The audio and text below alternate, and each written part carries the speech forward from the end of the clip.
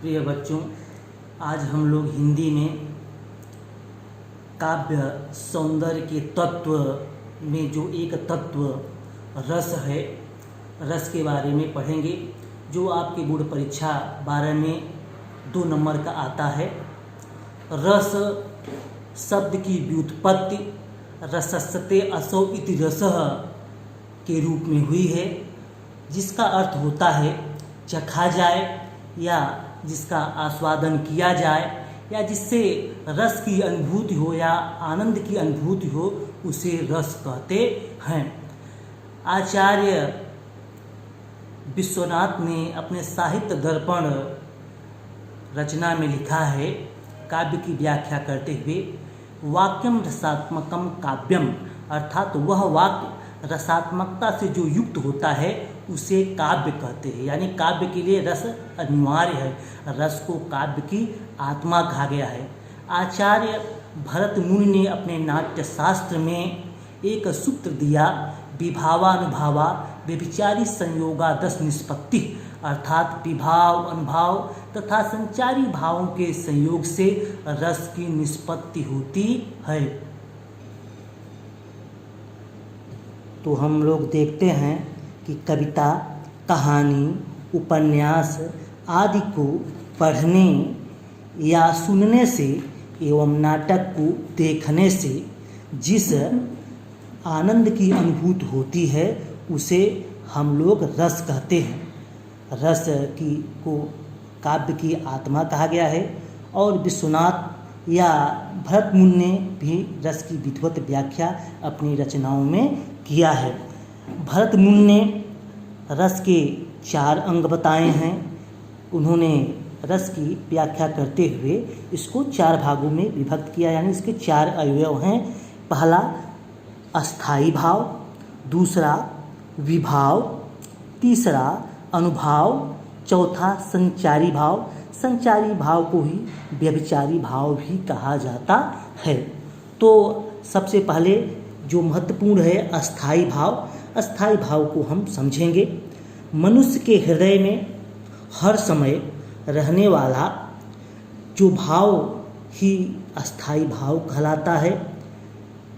यह हमारे हृदय में सुप्त अवस्था में रहता है, किंतु उचित अवसर पर स्वयं जागृत व उद्दीप्त हो जाते हैं और विभाव, अनुभाव तथा संचारी भावों द्वारा पुष्ट होकर किसी रस विशेष में परिणित हो जाते हैं। अस्थाई भाव यानी जितने रस होंगे उतने भी अस्थाई भाव होंगे। जैसे रति जो जिसका रस है यानी श्रृंगार रस है, उत्साह भी रस है का स्थायी भाव है, शोक करुण रस का स्थायी भाव है, आश्चर्य जो है अद्भुत का है, निर्वेद जो है शांत का है, हास्य रस का है, भय भयानक का है, क्रोध रौद्र का है, वत्सलता वात्सल रस का अस्थाई भाव है। मुख्यतः रस 9 माने जाते हैं, लेकिन आज रसों की संख्या लगभग 11 हो गई है। लेकिन अगर बोर्ड परीक्षा या प्रतियोगी परीक्षाओं में पूछा जाए कि रस कितने होते हैं तो रसों की संख्या अभी 9 ही मानी जाती है। वात्सल रस को सूरदास ने लाया था, क्योंकि पहले वात्सल रस नहीं माना जाता था, लेकिन भगवान श्री कृष्ण के बाल लीला का इतना विशद वर्णन किया कि रसवादियों को एक स्वतंत्र वात्सल रस मानना पड़ा, जिसका स्थायी भाव वत्सलता है। अब रस के दूसरा महत्वपूर्ण है विभाव, यानी अस्थाई भावों को जागृत और उद्दीप्त करने वाले कारकों को विभाव कहते हैं। यह आलंबन विभाव और उद्दीपन विभाव 2 प्रकार के होते हैं।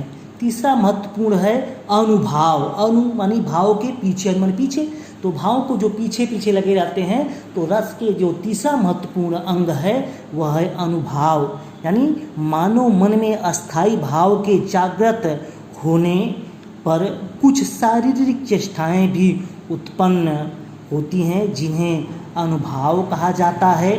जैसे आप देखते हैं सांप को देखकर व्यक्ति चिल्लाने लगता है, थर थर काँपने लगता है और भागने लगता है, उसकी यह शारीरिक चेष्टा अनुभाव कहलाती है। अब चौथा और महत्वपूर्ण चीज़ है संचारी भाव, जिसको व्यभिचारी भाव भी कहा जाता है। आश्रय के मन में उत्पन्न होने वाले अस्थिर मनोविकारों को संचारी भाव कहते हैं।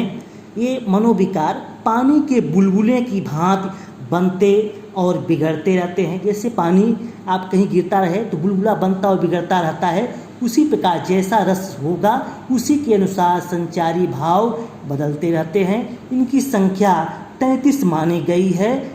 इनकी संख्या कितनी मानी गई है? 33।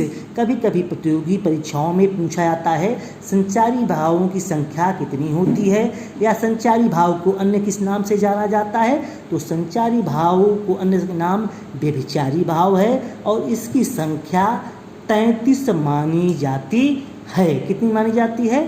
33 संचारी भावों की संख्या मानी जाती है। और यह जैसा रस होगा उसी के अनुसार संचारी भाव यह रहेगा, क्योंकि यह पानी के बुलबुले के समान यह बनता और बिगड़ता रहेगा। अगर श्रृंगार रस होंगे उसी के साथ, अगर ऐसा न हो तो वीर रस या करुण रस या अन्य रसों के समय यह गड़बड़ा जाएगा। इसीलिए जैसा रस होगा उसी के अनुसार संचारी भाव भी होते रहते हैं। इसीलिए इसको पानी के बुलबुले के समान बनता और बिगड़ता है, और यह अस्थिर रूप में, स्थिर नहीं बल्कि अस्थिर रूप में हमारे हृदय में रहते हैं। और इनकी संख्या 33 मानी गई है, यानी 33 निश्चित की गई है। अब हम लोग जो रस हैं उसके बारे में पढ़ेंगे। पहला रस है श्रृंगार रस। कौन सा रस है? श्रृंगार रस। यह 2 प्रकार के होते हैं। कौन? एक होता है संयोग श्रृंगार, दूसरा वियोग श्रृंगार यानी विप्लम्ब श्रृंगार। लेकिन हम पहले जानेंगे कि श्रृंगार रस यानी उसके लक्षण देखेंगे, उसकी परिभाषा समझेंगे।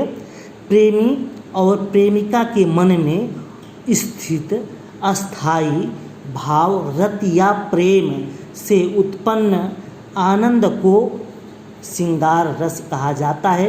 अगर हम इसको दूसरे ढंग से कहें तो रत नामक अस्थाई भाव विभाव अनुभाव था संचारी भाव के संयोग से श्रृंगार रस की उत्पत्ति या निष्पत्ति होती है। यानी इसका स्थायी भाव क्या है? रति है। कौन सा है? रति। रति यानी प्रेम, यहाँ पे नायक और नायिका का या मिलन या बिछोह होता है, वहाँ पे यह रस होता है। इसलिए यह 2 प्रकार का होता है। एक संयोग, यहाँ जहाँ पे नायक और नायिका का साथ मिलन दिखाया जाता है वहाँ पे संयोग श्रृंगार होता है।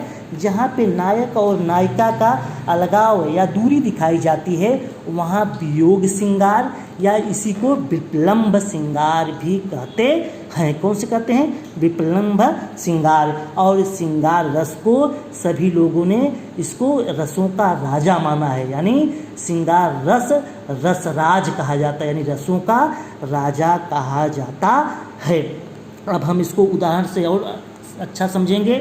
जैसे बिहारी लाल ने अपने सतसई में एक दोहा लिखा संयोग श्रृंगार का उदाहरण कि कहत नटत रिझत खिझत मिलत खिलत लजियात भरे भवन में कहत हैं नैनन हूँ 100 बात। यह ब्रज भाषा में है।